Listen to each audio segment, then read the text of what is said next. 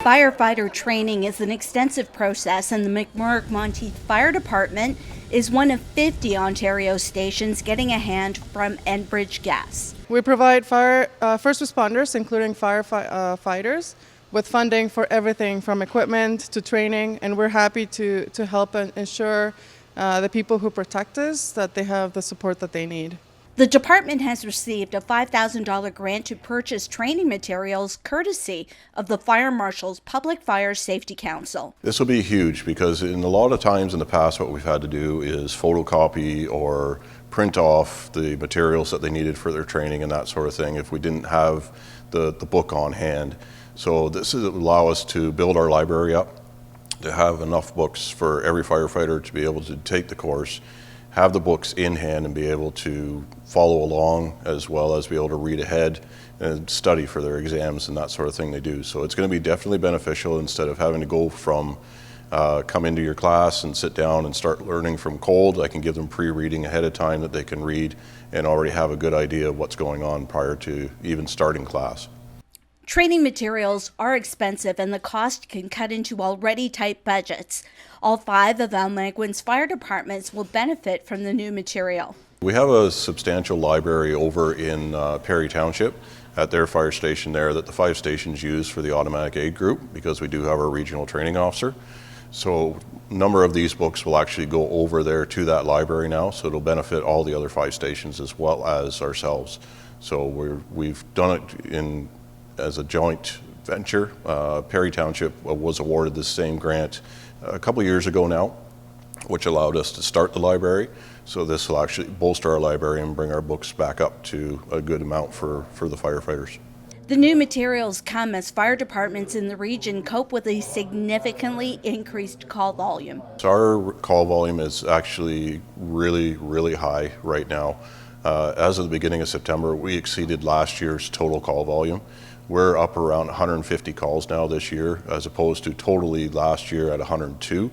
So we've increased our call volume considerably. We still have the rest of this month to go through before the end of the year.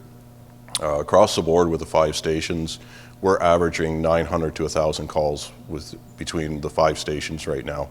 And to keep communities safe, all 5 fire departments are recruiting volunteers.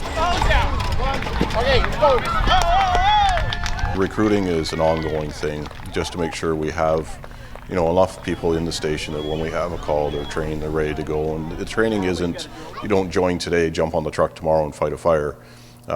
You're at least a year before you're even able to start assisting fighting fires from outside than anything else, just because of the training requirements now.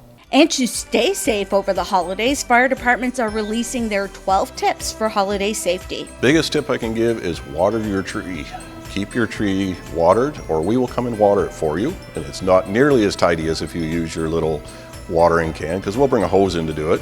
A dry tree, even though the thing of using candles on trees in the past has kind of gone by the wayside, but a dry tree with electrical lights and a dry tree at any time doesn't take a whole lot of heat to have an ignition on it. So it can be a very dangerous thing.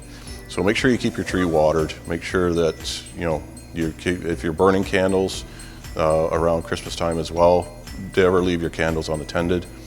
Make sure you're out of reach of your pets and that, so they can't play with them, that sort of thing. And if you leave the room, put the candle out. Don't leave it burning. And just be fire-wise safe. Don't take any necessary risks. And with holiday vacations about to begin, first responders are reminding everyone to play safe. Even though the lakes look frozen, they are definitely not safe to go on at this time.